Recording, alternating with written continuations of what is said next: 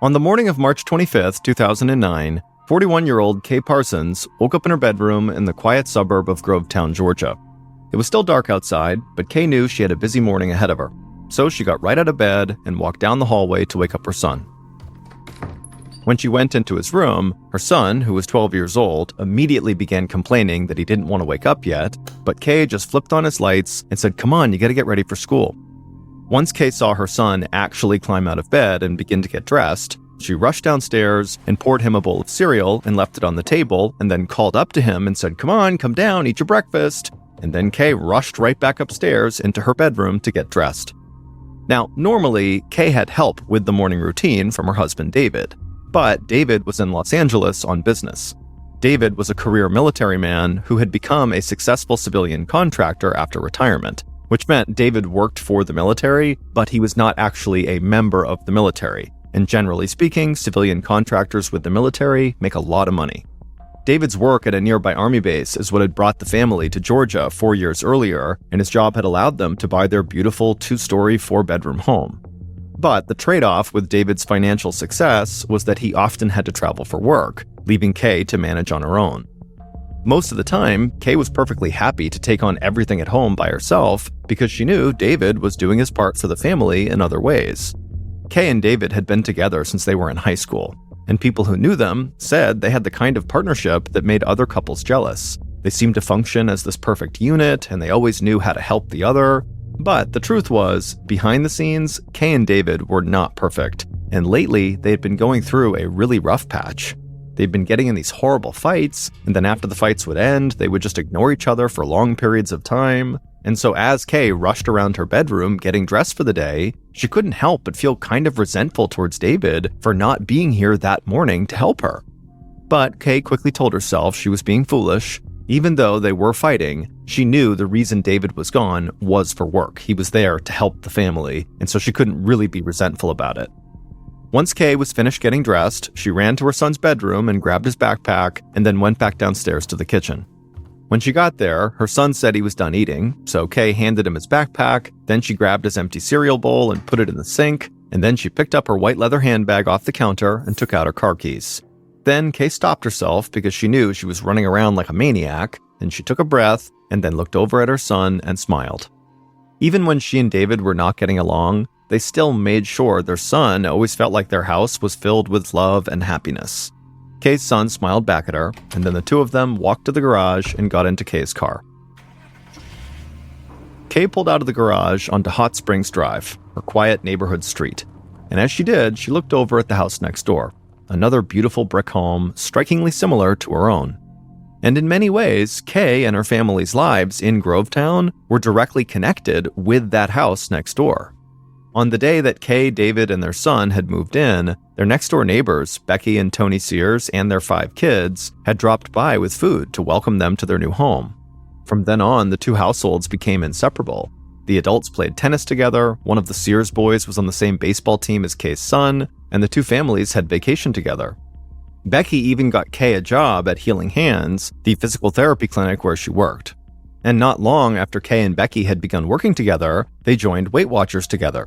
And Kay gave Becky a lot of credit for helping her meet her weight loss goals. Every day, Becky wanted to compare weights and discuss who had lost the most. It made Kay anxious, but she had to admit, peer pressure worked. But in recent weeks, Kay had been so caught up in the problems she was having with her husband that she really hadn't even spoken to Becky. And as Kay drove past Becky's house that morning, she wished she could go back in time to when everything had seemed so perfect. After Kay dropped her son off at school, she went to a McDonald's drive-thru. Even though Kay was a part of Weight Watchers and was trying to lose weight, when she was really stressed out or rushed, she often treated herself to fast food. Kay quickly ate her McDonald's breakfast in the car as she drove back home. She was in a hurry because her handyman, Mitch Cozart, would be arriving at her house soon. Mitch was coming by to repair the back door. But as Kay drove, she was thinking about other projects she might ask him to take care of while he was already at the house. And Kay was still lost in her own thoughts about what she was going to ask him to do when she pulled back into her 2-car garage at around 7:15 a.m. Kay got out of her car and walked into the house carrying a half-finished cup of McDonald's coffee and an empty fast food bag. and within seconds of stepping foot inside of her house, Kay heard a loud crashing sound in the kitchen. It sounded like something breaking. Kay had no idea how anything could be falling in her kitchen, and so she quickly rushed around the corner to see what was going on. But what she saw in the kitchen was the last thing she expected. At 8:30 a.m., Kay's handyman, Mitch, walked onto Kay's front porch and rang the doorbell. He knew Kay was expecting him, so he was surprised when no one answered the door. After a few moments, Mitch pulled out his flip phone and called Kay, but Kay didn't pick up. Mitch peeked in the windows of the home, but he couldn't see anyone inside the house, so he walked around to the back. He was there to fix the elegant French doors that were in the back of the house, and so he figured he could at least take a look at the job while he was waiting for Kay. But when Mitch came around the corner of the house and actually saw these French doors, he froze, because one of the panes of glass in the French doors was completely shattered and the French door was open. He called out for Kay from the outside, but no one answered. Mitch had seen enough cop shows to know that he did not want to go inside this house himself and potentially leave fingerprints or footprints, and so instead, Mitch grabbed his phone again and he called 911 to report what appeared to be a break-in. But as Mitch was talking to the 911 operator, he noticed this young man with black hair sitting on the other side of the road on this rock, just staring at Mitch. And then as soon as Mitch got off the phone, the young man with black hair called out to him. Mitch walked across the street towards him, and as he did, he could see the young man looked pretty shaken up. When Mitch finally reached the young man, he told Mitch his name was Michael Bowers, and he lived next door to Kay, and he was actually Kay's friend Becky's oldest son, who was from a previous marriage. Mitch asked Michael if he was okay, but Michael said no. He said he'd overheard Mitch's phone calls to 911, so he knew that Kay's house had been broken into, and he told Mitch that his own house had been broken into as well. He said the house was ransacked with drawers emptied onto the floor and the whole place was a mess. Michael said he had just called his mother at work to let her know. At this point, Mitch was very worried, and he told Michael to stay right where he was and to not go back inside of his house because whoever had broken in might still be there. Then Mitch went back across the street to his truck and he pulled out the gun he kept in the glove compartment just in case. Then he went back across the street and waited with Michael for the police to arrive.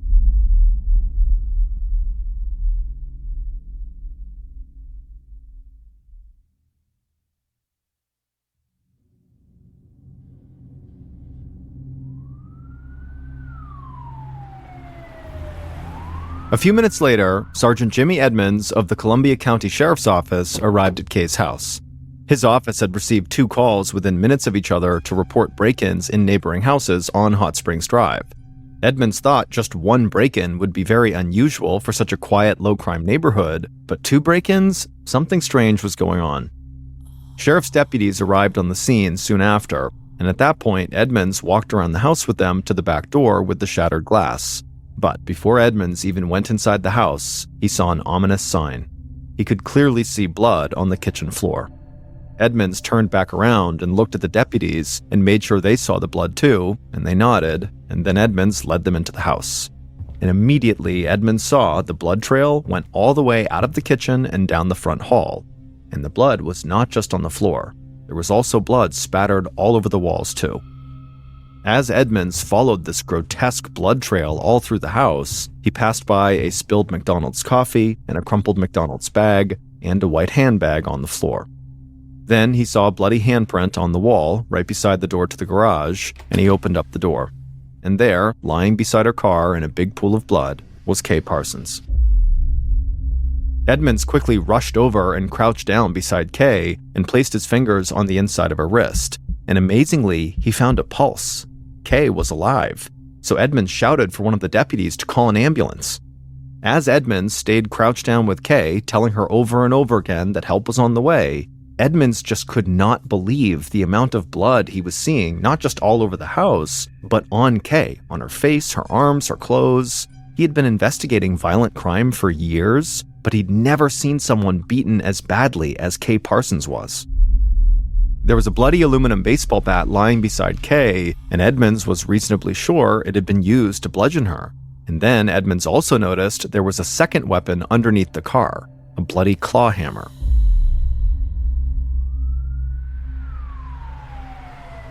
Seconds later, the ambulance finally arrived and Kay was rushed to the hospital. And as soon as she was gone, Edmunds led a room-by-room search of her house. And at first glance, it looked to Edmunds like Kay must have come home and interrupted a robbery in progress. The house was a complete mess upstairs and downstairs, as though someone had run through the entire house, searching every single drawer as quickly as possible. But the sheer brutality of the attack on Kay made Edmunds think this could be something else. I mean, what kind of burglar would suddenly begin bludgeoning someone to death with a hammer and bat just because they interrupted them? And so this just felt like a deeply personal crime to Edmunds, not just some random robbery. At some point during the room-by-room search, Edmunds stepped away and performed the grim duty of calling Kay's husband, David, to tell him what happened. Now, Edmunds didn't really go into any details over the phone. He just told David that he would need to fly home from Los Angeles immediately. David could tell, obviously, something terrible had happened, and by the time he hung up, David was reasonably sure that his wife had been badly injured. So he booked the first flight back to Georgia and rushed to the airport. Back at Kay's house, Edmunds knew he still had a second break-in to investigate, and he was afraid he would find another victim of a vicious attack. So Edmunds rounded up a few other deputies and walked next door to the Sears' home. The back door had been broken open, just like over at Kay's house, and the contents of drawers in the Sears' home had been dumped all over the place, just like in Kay's house. There were also smears of blood here and there, but not nearly as much as next door. The deputies combed the house from top to bottom, and luckily, they did not find another victim. Edmunds was searching the ransacked kitchen for potential evidence when Becky Sears, the mother, and her 19-year-old son, Chris, came into the backyard. Becky told Edmunds they had both been at work when her other son, Michael, had called to tell her about the break-in, so they'd rushed home as fast as they could. But Becky did not care at all about the fact that her house had been trashed and ransacked, because moments before Becky had walked into her house, a neighbor had told her that her good friend, Kay, had been taken away in an ambulance, and so all Becky wanted to know now from Edmunds was if Kay was okay. Edmunds was not really able to share any details about Kay, other than the fact that she had been alive when she was taken to the hospital. Within minutes, another neighbor appeared at the Sears' house and offered to give Becky and Chris a ride to the hospital to go check on Kay. And so Becky and Chris, they rushed out the door with that neighbor as fast as they had shown up, and Edmunds was suddenly left alone in the quiet kitchen, thinking about all these terrible things that had just unfolded in this small, seemingly safe suburban neighborhood. Edmunds figured Kay's house must have come first, and the person who broke in killed Kay, and then they must have come over to Becky's house next, but still had Kay's blood on their hands. And so that was why there was blood in both houses, despite there only being a victim in Kay's house. But that didn't make Edmunds feel much better. He now knew he was dealing with a criminal who was cool enough and cruel enough to beat this helpless woman until they were totally covered in her blood, and then casually just go next door, again covered in their blood, to rob another house. Edmunds wondered what kind of person could do something like that. Becky and some of Kay's other friends stood vigil in Kay's hospital waiting room all day long. They were desperate to get any word on Kay's condition. Every so often, Becky would ask one of the nurses if she could go in to see her friend, but they always said no, because the medical team was still trying to stabilize Kay.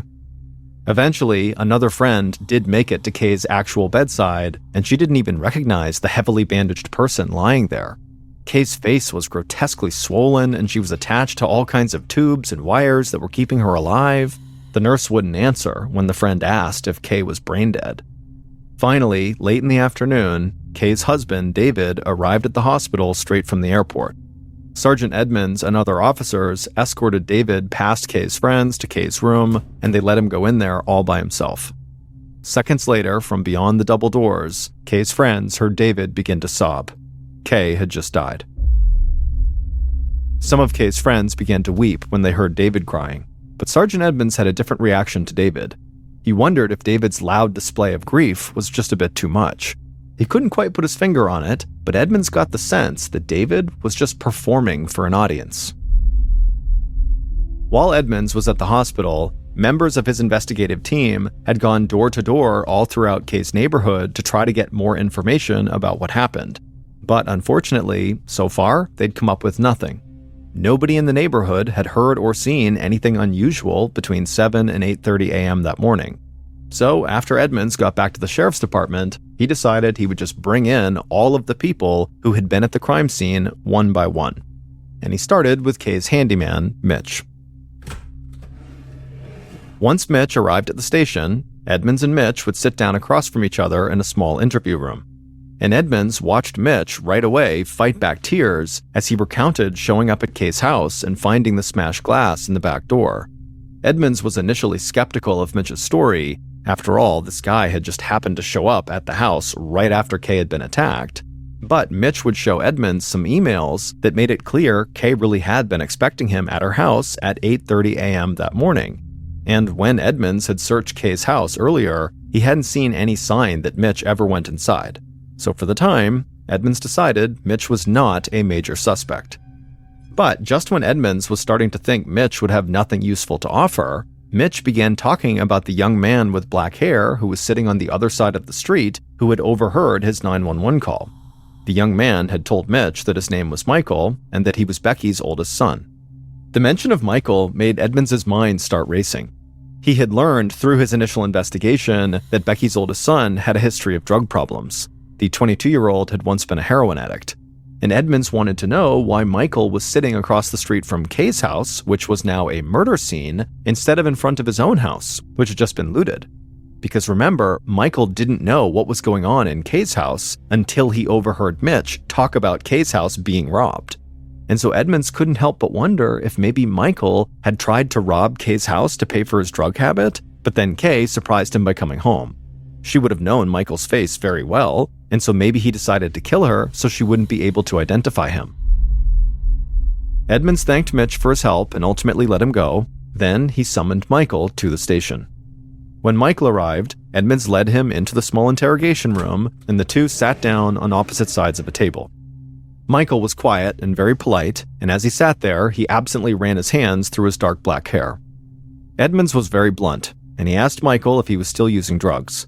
Michael admitted that he was. He said he was still fighting his heroin addiction, and in fact, that day, he had used methadone to try to curb his heroin cravings.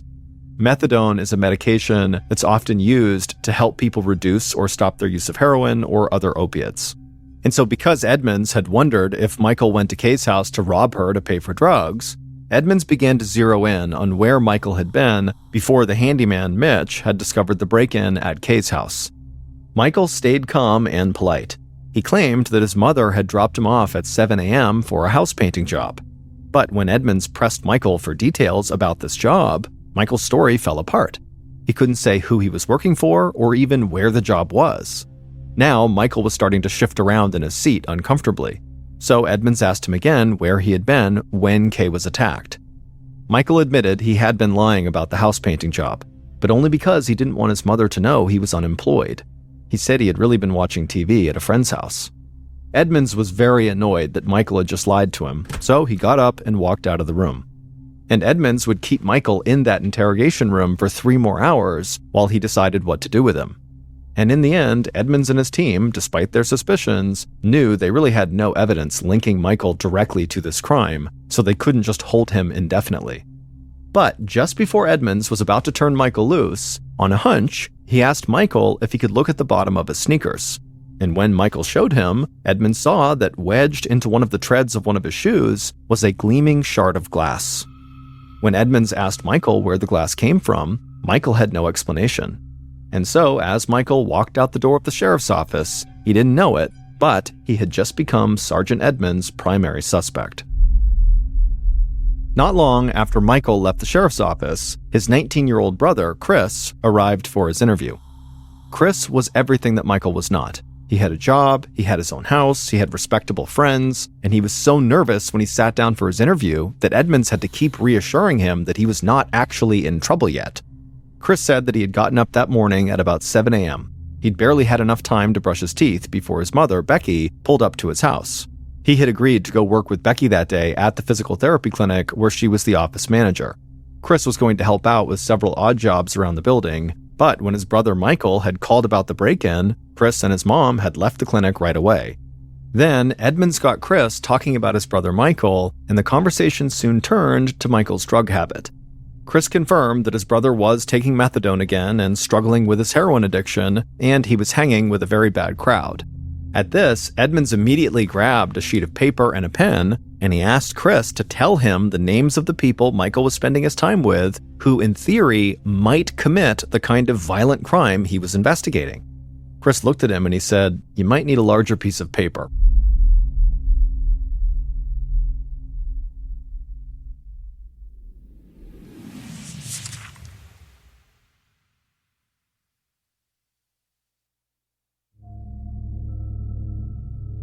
By midday on March 26th, so 24 hours after Kay had been discovered, Sergeant Edmunds was totally exhausted because basically he hadn't slept for the last 24 hours.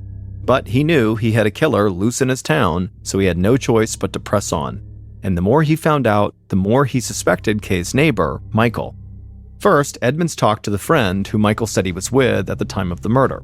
In a recorded conversation at the sheriff's office, Michael's friend emphatically said that he and Michael really had been watching TV together when Kay was attacked. But the friend offered to take a polygraph test right then and there, and he failed. Then, later in the afternoon, Edmunds called the owner of the physical therapy clinic where Kay's friend Becky worked, and the owner told Edmunds that Becky's son, Michael, had once stolen a company checkbook and written about $800 in bad checks before he was caught. The owner said he had agreed not to call the police after Becky had promised him that her son Michael would never step foot in the clinic again.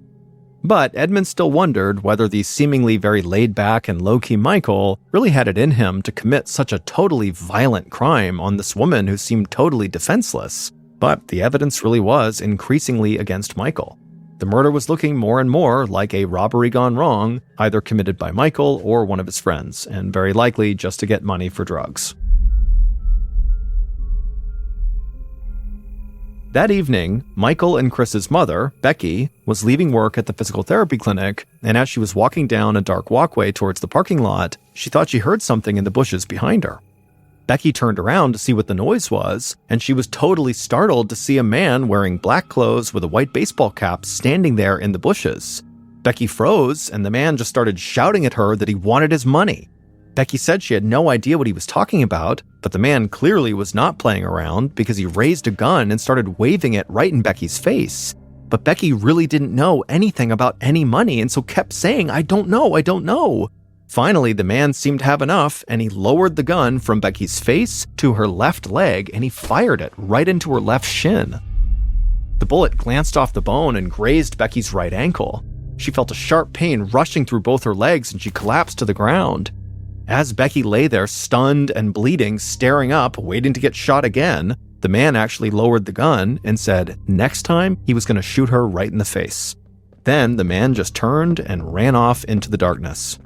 Becky, who was totally in shock and had no idea what was going on, still managed to grab her phone in her pocket and she called 911.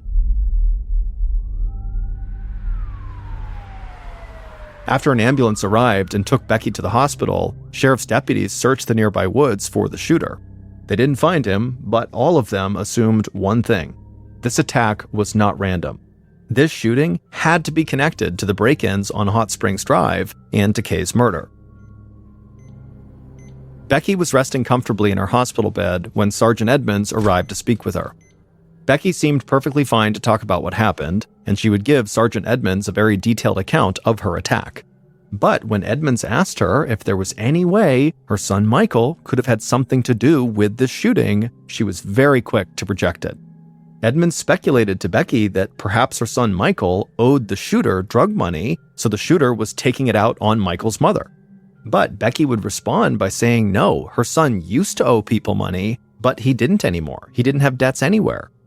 Edmunds could see this line of questioning was likely going nowhere, because Becky, despite her situation, seemed to be very set on protecting her kids, which makes sense, even if her son was guilty, she's going to protect him. So Edmunds decided to try a new tactic. He asked Becky if she had any relationship troubles. Was there anyone in her personal circle who might want to hurt her? Becky didn't answer. She turned away from Edmunds and just kind of stared off into the distance. Then, without looking at him, she told him that she had a terrible secret that she had to get off her chest. Then, Becky told Edmunds she had cheated on her husband.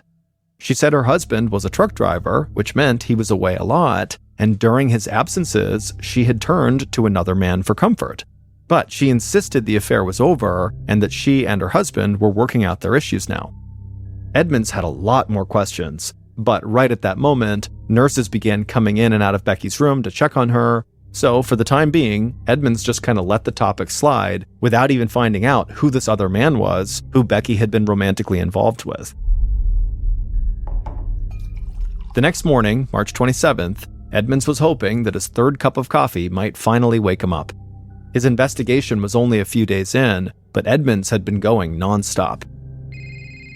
Just then, Sergeant Edmunds' phone rang, and so he picked it up, and before he could even call out a greeting, the person who was calling him said they had information about Kay's murder that he needed to hear.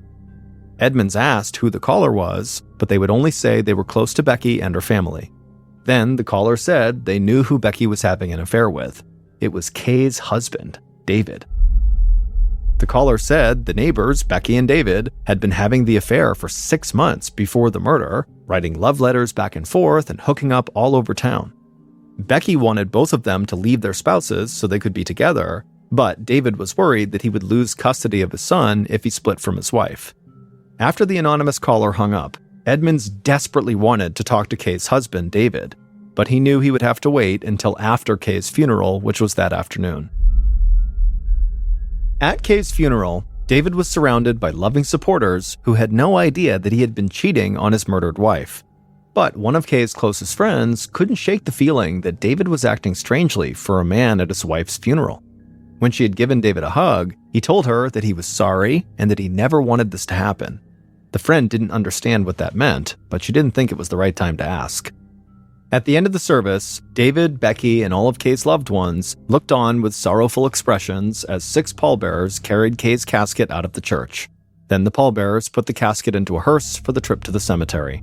David walked with his son to a waiting car that would follow the hearse, but Sergeant Edmunds approached and stopped them. Edmunds took David by the arm and quietly told him that they needed to talk right away. He said he understood that the family was obviously grieving, but really this couldn't wait. Edmunds asked David to come to the station right after Kay was interred. That evening, David looked emotionally raw and weary when he sat down across from Edmunds in the small interrogation room at the sheriff's station. Edmunds then told David point blank that he was in serious trouble and that he would not be doing his son or his family any good if he lied right now to the police and ended up going to jail.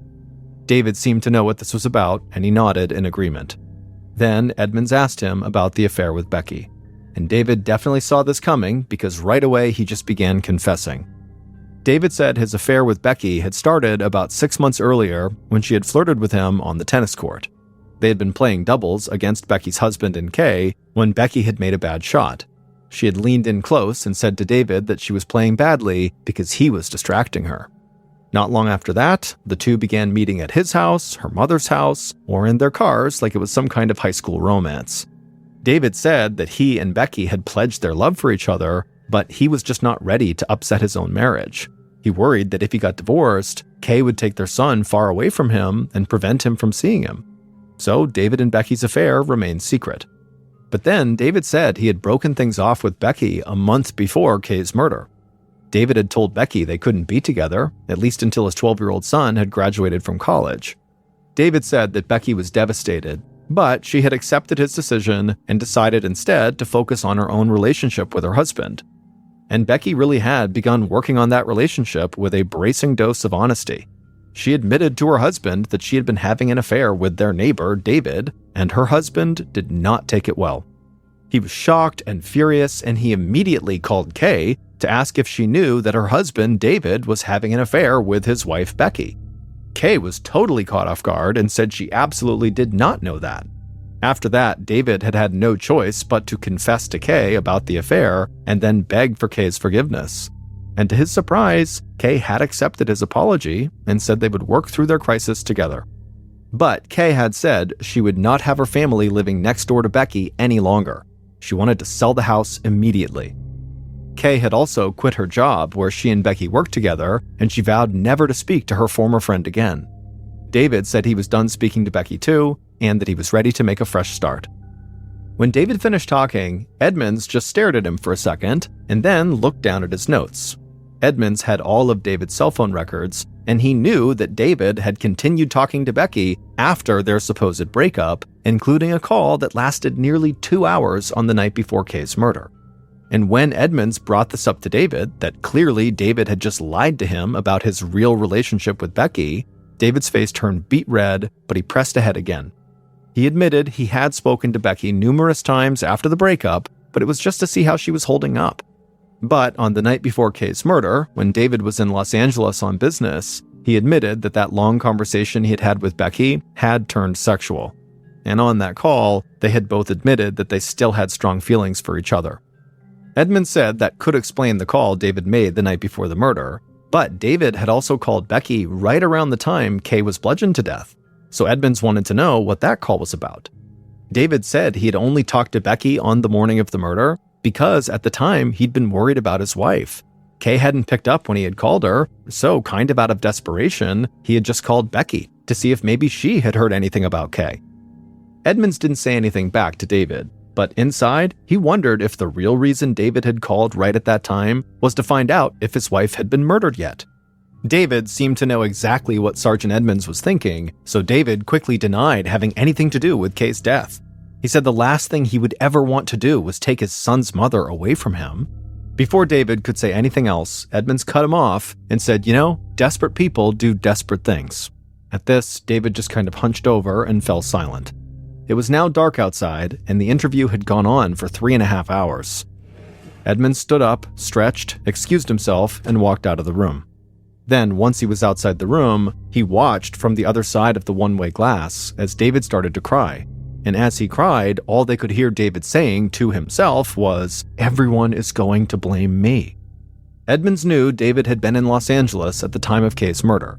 But after this meeting with David, he thought David could have been involved in some way. After all, David's wife was murdered, and the woman he'd been having an affair with was in the hospital from a gunshot wound. Later that evening, Edmunds was at his desk when he received a very strange call from an inmate at the county jail. The inmate said he knew who killed Kay Parsons.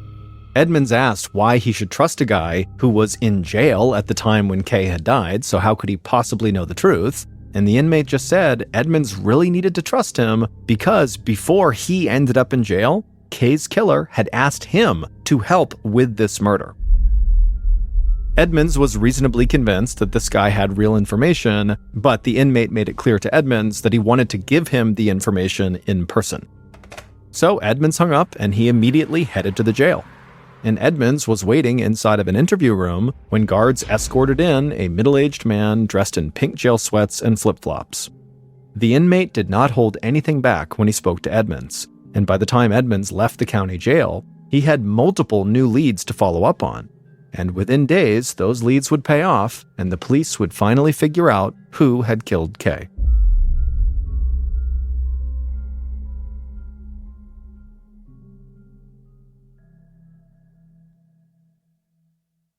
Based on information provided by that inmate, evidence found at the crime scene, and interviews conducted throughout the investigation, here is a reconstruction of what police believe happened to Kay Parsons on the morning of March 25th, 2009.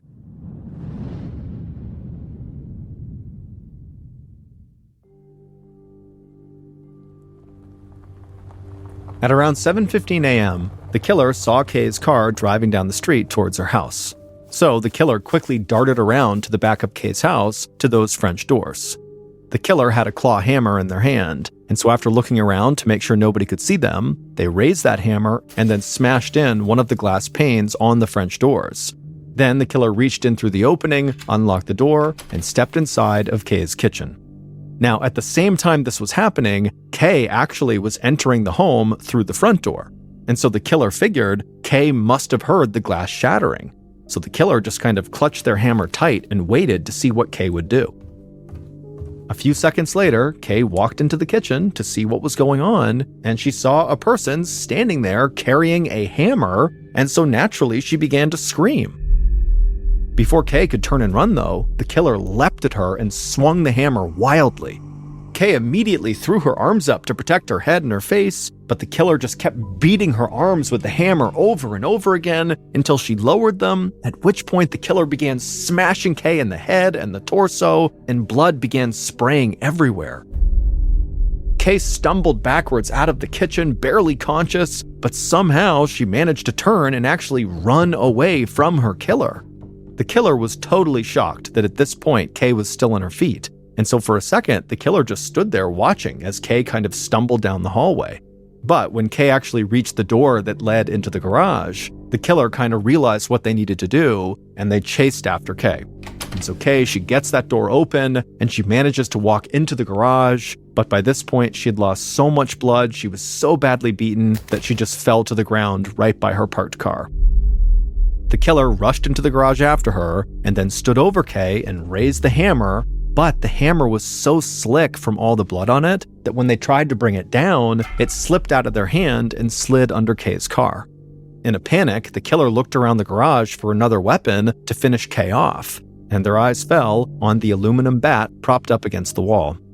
The killer lunged for the bat and then came back over to Kay, and they stood there bludgeoning her over and over and over again until she wasn't moving. The killer, the garage, and Kay were now all covered in blood, and the killer was reasonably sure that at this point Kay was dead. They had no idea she actually still had a pulse. The killer dropped the bat and ran back into the house. They trashed every room inside, throwing things on the ground and doing whatever they could to make it look like this was a robbery. Then, feeling satisfied, the killer crept out through the open French door, stepping on broken glass as they left. Once they were outside, the killer glanced back and forth to make sure nobody had seen them. Then they ran right next door into Becky's house and ransacked that place too. But then, after they were done, instead of leaving, the killer stripped off their bloody clothes and found a fresh set of clothes in that house to change into, and then they grabbed their phone and called their mother. It would turn out Becky's heroin addict son, Michael, who everybody assumed was involved in some way with this murder, had nothing to do with it. Becky's other son, Chris, the so-called good son, he had been the one who murdered Kay. Chris had always been Becky's favorite child, and he would do anything to make his mom happy. Becky had told Chris things about her life that she would never tell her other son, Michael. So Chris was aware of the fact that his mom was having an affair with their neighbor, David, and that she believed David was actually still in love with her. And so Chris also came to believe that his neighbor, Kay, was actually standing in the way of his mother's happiness. In fact, Becky had even said to Chris that she wanted Kay dead. And all of this information began to come to light when Sergeant Edmunds met with the inmate who had called him. It turned out the inmate was Becky's own brother, and he told Sergeant Edmunds that Becky had asked him if he knew anyone who could kill Kay and make it look like an accident. At first, he had thought she was joking, but after Becky kept pressing him, he knew she was serious. So when he learned that Kay really had been killed, he was sure his sister had something to do with it. And so that's why he reached out to Sergeant Edmunds. Now, after hearing this from the inmate, Edmunds still believed that Michael had to be involved, that maybe Becky had asked him to carry out the murder. But when Edmunds questioned Michael again, it was clear the young man had no idea about his mother's affair. So Edmunds went back to the hospital to meet with Becky, who was still recovering from her gunshot wounds. Edmunds interrogated Becky, and she finally cracked. She admitted that she had told her other son Chris all about the affair and about how much she hated Kay, but Becky didn't stop there. She told Edmunds that she had asked Chris to confront Kay on her behalf on the morning of the murder, but she said she didn't think her son would do anything violent. But after Chris had just killed Kay and then came back to his own house and staged another break-in and changed out of his bloody clothes, he had called his mother and told her he had just murdered Kay. She had driven to the house, picked Chris up, and gone with him to dispose of his bloody clothes, and then when they came back to the house, because her other son Michael had called her saying, "Oh my goodness, our house has been broken into," when she and Chris came back, all the police were there, and she would tell the police right away that she and Chris had been working at the clinic all that morning. And then after that, Becky and Chris had staged the shooting outside of Becky's work. Chris was the shooter who had leapt out of the bushes. Becky hoped this shooting would remove suspicion from her and her family and allow Chris to get away with Kay's murder. Even after admitting all of that, Becky still insisted that she had nothing to do with Kay's death. She told Edmunds that she had just totally messed up when she had given her son, Chris, the impression that she really wanted him to go do something horrible to Kay. But police and prosecutors did not believe that Becky was as innocent as she let on, and so both she and her son Chris were arrested. In the end, Becky and Chris pleaded guilty to the murder of Kay Parsons in order to avoid the death penalty. Both are now serving life sentences without the possibility of parole. Alexandra Ignatovic, or Sandra for short, was born in 1967 in a quiet suburb of Vancouver, Canada. Her parents, who had immigrated to Canada from Yugoslavia, were both extremely hardworking people who also had big, warm personalities and great senses of humor. They would pass all three of those qualities on to their daughter, which in turn made her a very popular person from a young age. In addition to her attractive personality, Sandra was also considered very physically attractive, so much so that when she was a teenager, her friends began to encourage her to compete in beauty pageants. Sandra was always flattered by these remarks, but would laugh them off, saying she didn't belong in something like that. But in 1985, during Sandra's senior year of high school, she finally gave in to her friends' suggestions and entered a local beauty contest called the Miss Burnaby pageant. And much to her shock, but not to her friends, she would win. And this win would automatically enter her into the huge Miss Canada beauty competition that year, though she would lose that one. However, Sandra was not remotely fazed by the loss. She actually thought it was pretty funny that she had gotten as far as she had. After high school, Sandra lived at home with her parents and attended a technical school to become a dental assistant.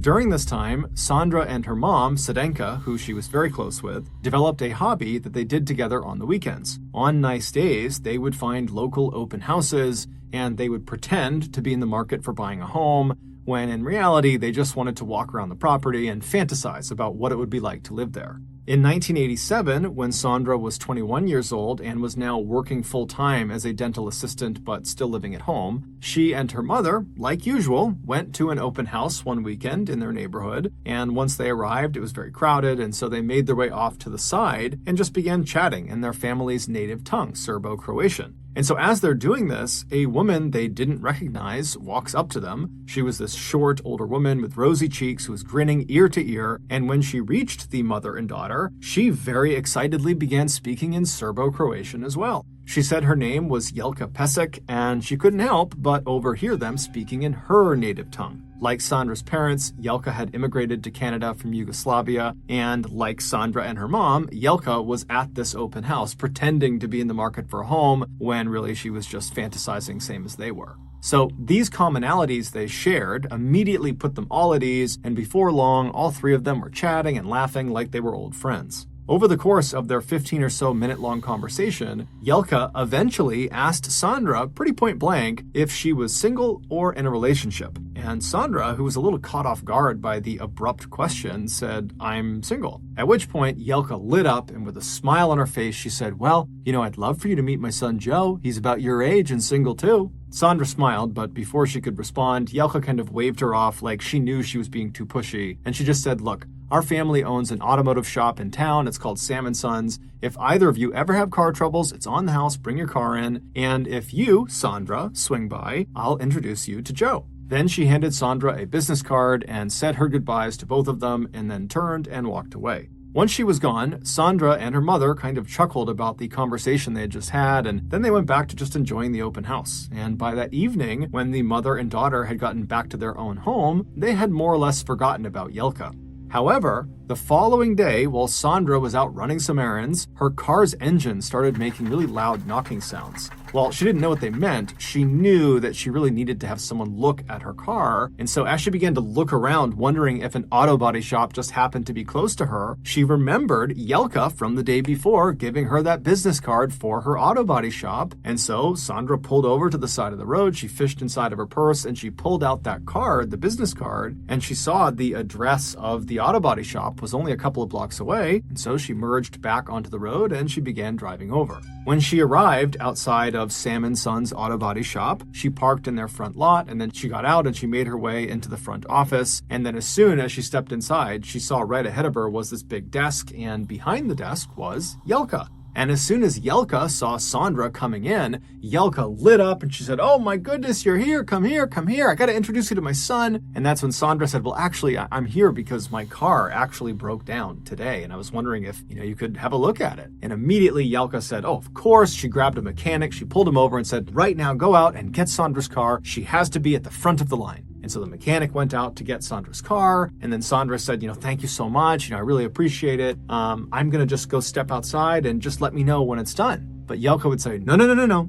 You have to meet my son. Hold on just a minute." And so Sandra just kind of stood in the waiting room, kind of feeling a little bit awkward. And Yelka ran back into the back room behind the desk. And then she came running back out a few minutes later. And just a few seconds behind her was this handsome man in a crisp suit who had short, dark hair and a perfectly manicured mustache. And Yelka immediately grabbed him and kind of wheeled him out from behind the desk and brought him right in front of Sandra. And with a huge grin on her face, she says to Sandra, "This is Joe. This is my son. He's single. You're single. You two should go on a date." And so Sandra and Joe immediately laughed because it was so pushy and so forward, it was just kind of comical. But over the course of their very short interaction, they both found each other attractive and they actually agreed to meet up for a date. And over the course of the next few weeks, the pair would go on many dates and they would become inseparable. Joe would take Sandra to the nicest restaurants in town, they would go dancing, and then sometimes they'd just hop on Joe's motorcycle and go for long rides in the countryside. Less than a month after their first meeting, Sandra was already telling her family and friends that Joe might be the one. And she would be right, because almost exactly a month after their first meeting, Joe would ask Sandra to marry him, and she would say yes. Sandra was beyond excited. She knew this proposal had been abrupt, but she didn't care. She felt like Joe was perfect. However, there was one detail about Joe that Sandra hadn't really seen fully yet, and that was his mother.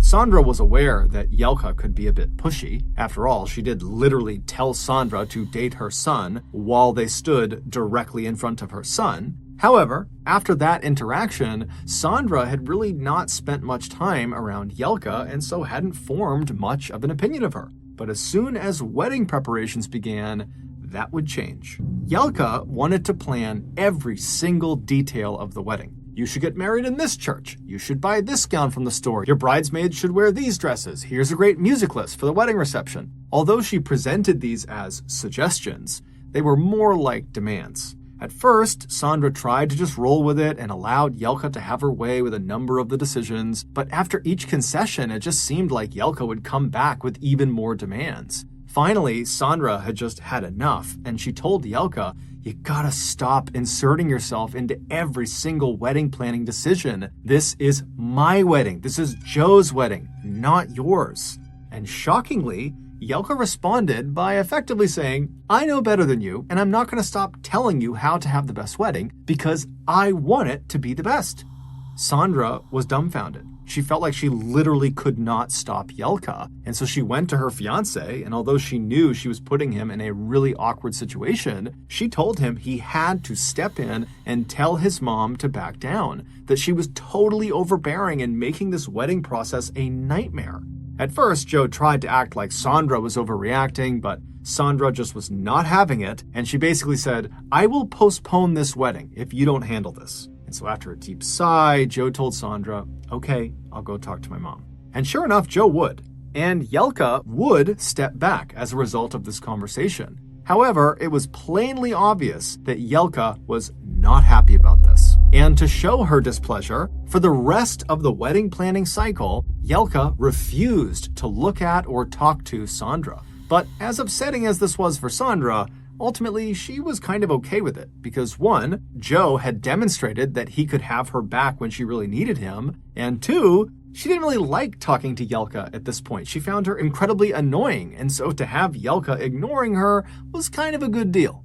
A few weeks before their wedding, Sandra and Joe, who at that point both still lived with their parents, decided to go out and get an apartment they could share together as a couple. And they found one. It was very small and was the only one they could actually afford, but it was relatively close to both of their families and their work, so they took it. After getting the keys, Sandra and her mom would spend a very fun weekend going out to yard sales and discount stores to decorate and furnish the apartment, and by the time they were done, Sandra and Joe loved it. On June 11th, 1988, Sandra and Joe finally got married in front of all of their friends and family, and everyone seemed to have a great time, except for Jelka. Then, after the wedding, the new couple headed off to Hawaii for their honeymoon. A week later, Sandra and Joe returned to Vancouver, and when they walked into their new apartment, they were both shocked. The entire place had been completely redecorated. Couch covers had been switched out, the kitchen had been reorganized, bathrooms had different colored towels, the bed had different sheets on it, and it was even facing a different direction. After calling around to their families, they quickly discovered Jelka was responsible. She had used Joe's keys to slip into the apartment while they were on vacation. Sandra was furious. She and her mother had worked so hard to furnish and decorate the apartment to make it feel like her own, and now it just felt like Jelka's. It was so rude what she had done. Sandra literally couldn't believe it. Despite putting everything back the way it had been in their apartment, this was a massive violation of their privacy, and Sandra openly told Joe that she wanted nothing to do with his mother.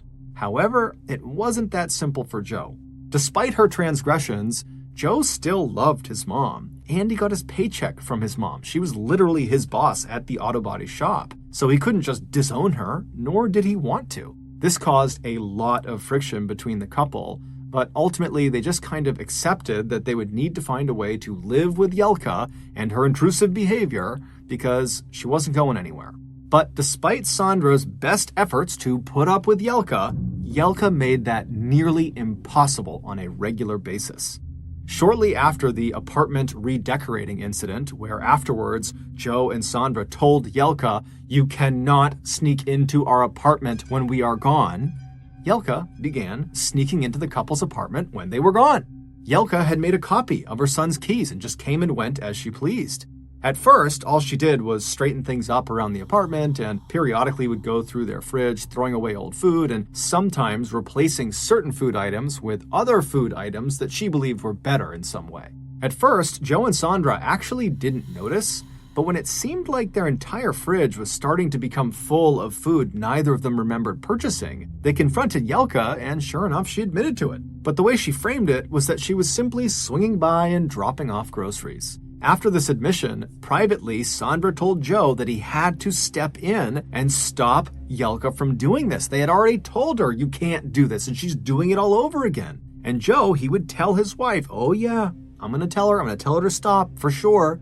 He actually would not. And so Jelka would just continue to come in and out of their apartment as she pleased. Sandra was furious and felt like she had totally lost control of the situation, but at the same time, she started having feelings that, maybe she was overreacting. Maybe she was wrong about Jelka, and she was just hypersensitive to what she was doing, and that in reality, Jelka was being really helpful. But when Jelka, during one of her secret apartment visits, removed half of Sandra's entire wardrobe from her closet and replaced it with clothing Jelka had bought, Sandra officially had had enough. Instead of waiting for Joe to come home that evening and to figure out what to do together, Sandra just hopped in her car and drove right over to her in-laws' house. When she arrived, she ran up the front steps. She didn't even knock on their door. She simply opened it and screamed at Jelka, who was straight ahead in the kitchen, that she can never come in their apartment without permission ever again.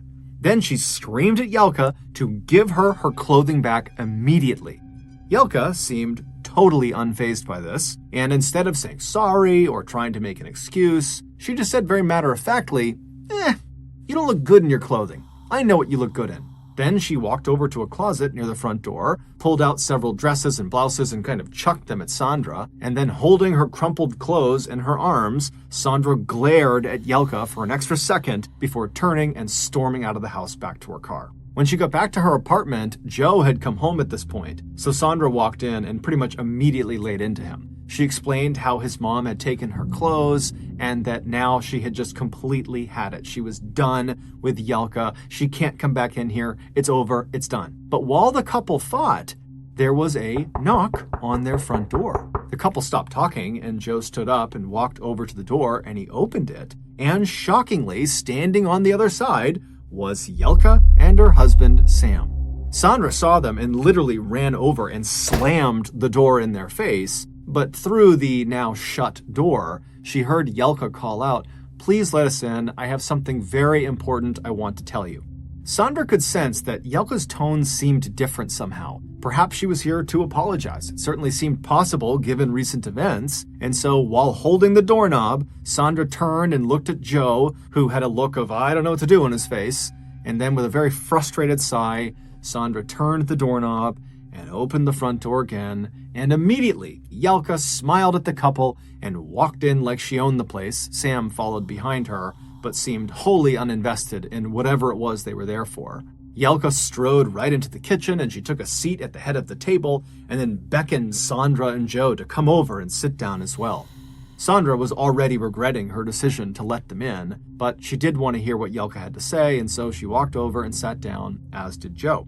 Once everyone was sitting around the table, Jelka smiled and said, "Sandra, Joe, we're going to make an $85,000 down payment on this beautiful 2-story house for you two to live in. We know this apartment is small and you want to start a family, and we want to give you the best home to do that in." Sandra and Joe were dumbstruck. They made very little money and had almost no savings, and so home ownership was not exactly on the horizon for them, although it was something they often fantasized about. But now, this fantasy could become a reality if they just said yes to Jelka. And so with Jelka sitting there staring at them intently with a big grin on her face, eagerly awaiting their answer, the couple exchanged a few quick glances at each other, kind of feeling each other out, and then they said, "Okay, yeah, thank you so much."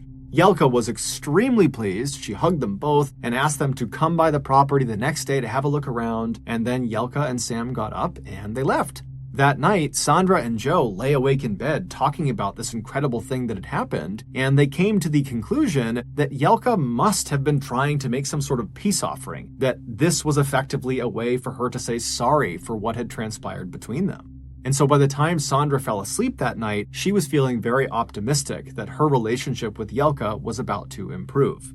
The following day, Sandra and Joe drove over to the house that they had just agreed to let Jelka and Sam put the down payment on, and right away, what stood out to Sandra was the home's proximity to Jelka's house. It was only about 5 minutes drive away, much closer than their current apartment was to Jelka's house. Also, as soon as Jelka arrived in her car and got out to talk to them on the sidewalk, she was absolutely brimming with excitement, talking about how she couldn't wait to start decorating the inside of the house. It was like she was moving into the house.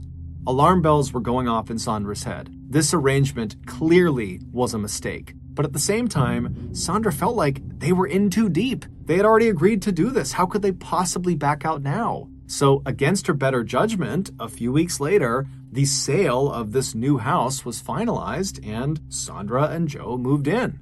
But within a week of living there, everything fell apart. Sandra had mentioned to Joe that she wanted to put in a simple red accent tile along the back of the kitchen wall. Joe had apparently relayed this information to his mother, who promptly arrived at the house specifically to tell Sandra she wasn't allowed to do that Jelka already had plans for the kitchen. A massive fight broke out between the two women that ended with Sandra saying, "You know what? I'm done. I'm leaving. I'm moving in with my mom." Then Sandra did just that. She grabbed her things, put them in the car, and she left. Joe, who by now seemed to have just given up trying to keep the peace between his wife and his mother, didn't even try to stop her. It looked like Joe and Sandra's marriage was destined to fail. Jelka was just too much to overcome. But only a week after moving back in with her mother, Sandra started to feel nauseous. She took a pregnancy test and it revealed that she was pregnant. She was going to have Joe's baby. Sandra had a decision to make: return to Joe and by extension return to Jelka, or raise the child on her own. She called Joe to break the pregnancy news and talk about the way ahead for them, and he was extremely excited and begged her to come back and live in the house together again, and he promised he would keep his mother under control. By the end of the call, Sandra decided she was willing to go back and give it another shot, not because Joe was so convincing or that she thought Jelka was really going to change, but because she felt like she owed it to her unborn child. And much to Sandra's surprise, once she moved back into the house with Joe, it actually was much better than before. Namely because Jelka actually seemed to be giving them space. Clearly, Joe had laid down the law with her, and Jelka was respecting it. She gave them so much space that by the time Sandra actually gave birth to her son Brandon, she found herself secretly starting to kind of like Jelka, just a little bit. 6 months after Brandon was born, Sandra and Joe were both starting to feel very run down from being on baby duty 24/7, and so Joe suggested they go out on a date night that Friday. Sandra loved the idea and asked Joe to get them a babysitter, and then once he said he had, they made reservations for their favorite restaurant. When Friday came around, as Sandra was getting ready for the night, they heard the babysitter knock on the front door. Sandra opened the door and saw Yelka. Despite her recent good behavior, Sandra was still very much on edge, wondering when the old Yelka was going to come back out again. And so her immediate reaction to seeing Yelka on the other side of this door was, "What are you doing here?" Yelka looked at her funny and said, "I'm your babysitter. Joe asked me." Sandra immediately whipped her head around and looked at Joe, who was now standing very sheepishly in the middle of the room. Before Sandra could say anything to him, Yelka had slipped past her into the house and was already talking about how she and Brandon were going to have such a wonderful night together and that everything was going to be just fine. Sandra shut the door and then grabbed Joe and pulled him into another room and told him she didn't like this, that he should have told her he was going to have her babysit their son. But Joe told her she was overreacting, that, despite their past issues, his mom was really excellent with kids. This would be fine. Sandra did not like this, but eventually conceded. And then before the couple left, Sandra gave Yelka very specific instructions for how to care for Brandon, what to feed him, what time to put him to bed, etc. And the whole time, Yelka just reassured Sandra that it was going to be just fine. Just go out and have fun. Finally, after giving all the instructions she could possibly think of, Sandra and Joe said goodbye and they left. They went out to their favorite restaurant, and then afterwards they went to a club to go dancing. And as soon as they got there, Sandra stepped away and hopped on a payphone to call Yelka to make sure everything was going okay with their son. And when Yelka picked up, she informed Sandra that the boy was, quote, out like a light, because apparently she had given him some tea from the old country. Sandra said, "What? I told you he only takes breast milk. What did you give him?" And Yelka just laughed and said, "Don't worry about it. It's fine. He's asleep. Go enjoy yourself." Sandra was horrified. She hung up on Yelka and ran back into the club. She grabbed Joe and said, "Your mom just fed something to Brandon that she shouldn't have. We have to go." The two ran from the club. They hopped in the car, and then Sandra flew back to their house. As soon as they were parked outside, she ran up the steps into the house, right past Yelka, into her son's nursery, and then standing next to his crib, she reached down and she lifted him up, which should have woken him up, but it didn't. He just lay limp in her arms. And so immediately Sandra pressed his mouth up against her ear to see if he was still breathing, and barely she could tell he was still breathing. But despite screaming his name and moving him around, nothing was waking him up. And so by this point, Yelka had come into the room and she was trying to convince Sandra that this was no big deal, that, the tea from the old country works great. You got nothing to worry about. But at this point, Sandra is panicking and she's screaming at Yelka to tell her what was in the tea you gave him. But Yelka just wouldn't give her an answer. She just kept laughing and saying it was fine. And so finally, Sandra just takes her son and runs past Yelka, runs past Joe. She runs out to the car. She strapped her little boy into his car seat, and then she flew to the emergency room. And then when she got there, she hopped out. She's carrying her baby. She's hysterically crying. And she runs in through the doors, and all the doctors and nurses, they run over and they take the child from her, and they're asking all these questions. They're trying to figure out what's going on, and they start feeling for a pulse. And they would find one. However, it was very, very slow. And so they whisked Brandon away into an exam room to work on him and figure out what was going on. Meanwhile, Sandra just had to pace in the waiting room, crying hysterically, having no idea what's happening to her boy. But luckily, just a few minutes later, one of the doctors would come back out of the exam room and they would tell Sandra that, we think your son's going to be just fine. We don't know what he consumed, but whatever it was not good, and he should never have that again. And then he told Sandra she could come back and actually be with her son again. And so Sandra left the waiting room and she went down the hall. She went into the room where her son was. And there, laying on this bed with wires and tubes connected to him, is her little boy, who still looks totally lifeless. And so Sandra walked around and she sat down next to the bed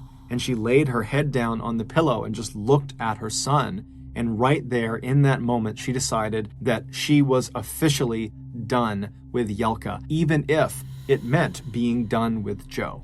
A few minutes later, when Joe arrived by himself, Sandra would tell him he needed to choose. It was either going to be her or his mother. Unlike other times, Joe was not quick to come to his wife's side. In his mind, Sandra had become as much to blame for the drama as his mother was. And so after getting very frustrated with Sandra, He said, "You know what? You keep yelling at my mom and I don't like it. She only wants to help and be supportive and you just can't accept that. So I'm sorry, but I'm choosing my mom, not you." And Sandra would say, "Fine." And then the two of them just sat in silence on opposite sides of their son for the next hour until the doctors came back in and gave them the okay to take their son home, at which point Sandra immediately stood up and grabbed Brandon, and she and her son left the hospital without another word to Joe. She would drive her son to her mother's house and drop him off with her parents, and then she would go back to Joe's house, collect most of her things, and then move into her mom's house with her son. The following day, she would file for divorce. Immediately, the divorce became very nasty. Sandra didn't want Brandon anywhere near Jelka, so she decided to seek full custody of him. However, Joe, who by this point had gone from being something of an innocent bystander caught in the middle of two people he loved, to being aggressively on his mother's side, and therefore aggressively opposed to Sandra, told Sandra that he would be seeking full custody of Brandon as well. While these legal proceedings were going on, Joe's parents took it upon themselves to change all the locks of the house, knowing some of Sandra's things were still tucked away in the attic. Jelka also had their lawyer send Sandra a letter explaining that she was now forbidden from stepping foot inside of that house without express permission from Jelka. But as Joe and his mother made these punitive moves, Sandra would receive a huge legal break. The judge in their case had come to a decision. Sandra would get full custody of Brandon, and Joe would be required to pay child support and an alimony payment. The judge also ruled that Sandra would get primary ownership status of the house that Jelka had put the down payment on, and on top of all of that, based on Jelka's previous behavior, she was forbidden from having any contact with both Sandra and Brandon. Joe and his family were beyond outraged. But their only recourse was to be on their best behavior and try to file an appeal and have the judge change the ruling. So in the meantime, Joe very reluctantly and bitterly moved out of the house, and then Sandra and Brandon moved back in. Over the following few months, Joe didn't pay a dime of child support or alimony payments to Sandra. He also didn't bother to try to get in touch about seeing his son. Sandra was very upset about this. However, she was mostly just upset for her son, whose father basically had abandoned him. But as the silence between them grew, Sandra started to think to herself that maybe it was for the best. Fast forward about a year and a half to the summer of 1992, Joe was still not paying any support money to Sandra, and he and Sandra were still not talking, minus during court appearances for the appeals that had been filed. And during those short interactions, Joe would be openly cold and hateful toward his ex-wife, which Sandra could clearly tell made Jelka very happy. But Sandra didn't care. She had her son, she had the house, and she felt like no matter what they said or they did, they weren't going to stop her from trying to have the best life she could have. But Sandra's life was about to take a drastic and unexpected turn. In June of that year, Sandra walked out to her mailbox in the morning and found a small package with no return address on it. She brought the package inside, opened it up, and saw that it contained a paperback novel called The Deaths of Cindy James. It was a non-fiction account of a woman named Cindy James, who for years had been harassed by some unknown person who ultimately killed her and got away with it. Sandra's first thought when she saw this book was that, maybe she had accidentally signed up for a book club or something. And so she just put the book on the table and went about her day. That evening, after work, she saw the book on the table and just picked it up and sat down and began flipping through the pages for the first time. And right away, she noticed someone had underlined several passages in the book. When Sandra began reading these highlighted sections in the book, she started to feel very uncomfortable. All the highlighted sections were descriptions of the specific awful things that had happened to Cindy. Namely, her tree in her front yard had been lit on fire. She started getting threatening phone calls at all hours of the night. Strangers would lurk on her property. Cars followed her around when she was out in town. And then the last underlined passage was about Cindy's death, and only 2 words were underlined: "You're dead." Sandra didn't know what to make of this book, but it definitely felt threatening. She assumed Joe had sent it just to be cruel. 2 days later, Sandra was sitting in her living room with a friend when they both suddenly heard a strange sound coming from the outside of the front of her house. All of the windows that looked into the front yard had the curtains drawn, and so Sandra and her friend stood up and walked over and pulled one of the curtains aside, and right in the middle of the front of her property on her front lawn, her tree was on fire, just like the Cindy James book. In fact, as soon as Sandra saw this, she handed Brandon to her friend and she ran into the kitchen and she grabbed the book, the Cindy James book, and she ran back and she flipped through the pages and she found the passage about the tree and she showed it to her friend and she said, "Look, someone sent me this 2 days ago and now they're doing what's happening in the book to me." Sandra would call the fire department and the police department and they would all show up and they would put the fire out. And then afterwards, Sandra would speak to the officers and she would explain the situation about her divorce and how she'd received this book, but the police didn't have much they could do. Even if Joe had done this, there was no proof. So they just told her to, be vigilant and report anything strange you see, and if you call us, we'll come out immediately. Over the following weeks, a man started calling Sandra's house in the middle of the night. He never said anything, he just breathed into the phone. The calls became so frequent that Sandra had to disconnect her phone at night just so she and Brandon could sleep. She would tell the police about the calls, but again, there was just nothing they could do. About a month after the calls had begun, Sandra was giving her son a bath in their house, and after he was all clean, she scooped him up in a towel and she carried him across the hall into his room, which was on the first floor in the back of the house. And when she walked into his room, the light was off, so it's totally dark, and the curtains that covered the back window were actually pulled to the side, revealing a clear view into the backyard. And standing right on the outside of her house, looking into her son's window, is this large man with a ski mask on. And he can clearly see that Sandra is looking at him, but he's totally unfazed. In fact, when he can tell that Sandra has made eye contact with him, he leans forward into the glass before turning and walking out of sight. Sandra immediately runs all over her house, making sure all the doors are locked, and then as she's reconnecting her phone to call 911, she hears banging on windows and she hears banging on the walls, and then by the time the police show up, there's no sign that anybody was there. And so once again, the police had to say to her, "Sorry, you're on your own." The next day, when Sandra noticed a car was now clearly following her in town, she realized all of the underlined sections of the Cindy James book had now happened to her in real life, except for one, the last underlined section, the one where Cindy dies. Scared for her life, Sandra hired a private investigator to both watch her home and try to figure out who was behind this, but after a couple of weeks, the nightly calls and occasional footsteps outside of her windows at night continued, and the private detective had gotten no closer to figuring out who was behind this. However, he did tell Sandra that he had been following Joe around and watching him and his family, and they all appeared to just be living a normal life. On the afternoon of August 5th of that year, so 2 months after receiving the Cindy James book in the mail, Sandra walked out of her dental office with her coworker Bernice. That day, Sandra was supposed to give Bernice a ride home. So the pair walked across the parking lot to the road where Sandra's car was parked. Sandra hopped in the driver's seat and fired up the engine,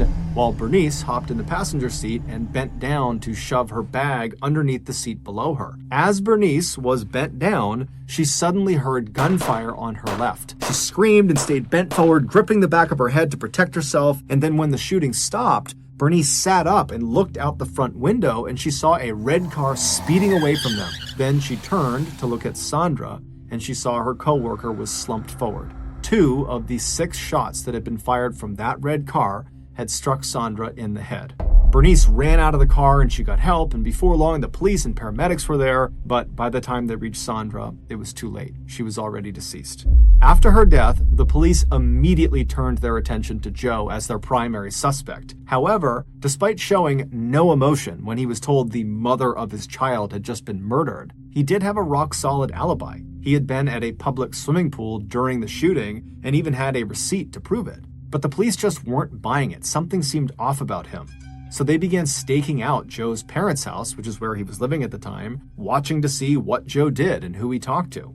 And for the first 4 days, nothing unusual happened. But on the 5th day, the police were watching the house from a distance when Yelka suddenly came out the front door and hopped in her car and started to back down her driveway. But before she reached the end of the driveway, she came to a stop. Then a man came running out of her house who was neither Joe nor her husband, and he climbed into the back seat of her car and then laid down on the floorboards so no one could see him. The police thought this was very odd, so they decided to trail Yelka. They would follow her to a nearby mall parking garage where she and this man would climb out of the vehicle and go into the mall at different times as if they were trying to make it seem like they didn't know each other. One of the officers would stay in the parking garage watching Yelka's car, while the other officer went into the mall to see what these two were up to. But very quickly, that officer lost sight of both Yelka and this man, and so he had to return back to the parking garage with his partner. A little while later, the two officers watched as Yelka returned to her car, and then a few moments later, so too did this man, who promptly climbed back into her car and got down on the floorboards out of sight again. The police would trail Yelka back to her house, where as soon as she parked in the driveway, the man in the back climbed out and walked to the front of the property,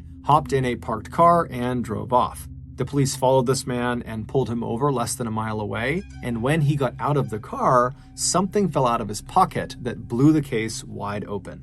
It would turn out Joe really hadn't been involved in what happened to Sandra. However, his mother Yelka had. She had grown to hate Sandra so much she had decided she wanted to get rid of her, and she had just the plan in mind. Yelka was obsessed with the story of Cindy James, and so she decided she would force Sandra to relive Cindy's nightmare all the way to its grisly conclusion. After doing some digging, Yelka discovered one of her family friends, a man named Mrballen had connections to a hitman named David Segoviano. David was really just a seedy criminal willing to do just about anything for money. Yelka instantly told Mrballen to hire David to take out Sandra. However, she stressed that David had to first carry out all the underlined segments of the Cindy James book before he shot her down. Because Yelka didn't just want to kill Sandra, she wanted to torture her first. Mrballen was the man who was hiding in Yelka's car. The two had driven to that mall so that Yelka could take $30,000 in cash out of a bank that she was paying to Mrballen for organizing the hit. And then Mrballen was going to take a portion of that and pay it to David, the shooter. And so when Mrballen got pulled over by police, when he stood up, the cash that he had been paid by Yelka was jammed in his pockets. And so literally he stood up and hundreds of dollars began falling out of his pockets. And very quickly the police were able to figure out what it was for. Less than a year later, Yelka, Mrballen, and David were tried and convicted for the murder of Sandra Pesek. They were all given the maximum sentence for first-degree murder in Canada, which is 25 years. Joe Pesek was never charged with a crime. As for Sandra's son, he would go on to be raised by Sandra's mother. Thank you for listening to the Mrballen podcast. If you enjoyed this episode and you haven't done this already, please spend a considerable amount of time out in the freezing cold with no gloves on, then come back inside and warm your hands by placing them directly on the 5-star review button's neck. Also, please subscribe to the Mrballen podcast on Spotify, Apple Podcasts, Amazon, Google, and everywhere else you get your podcasts. This podcast airs every Monday and Thursday morning, but in the meantime, you can always watch one of the hundreds of stories I have posted on my YouTube channel, which is just called Mrballen. If you want to get in touch with me, please follow me on any major social media platform and then send me a direct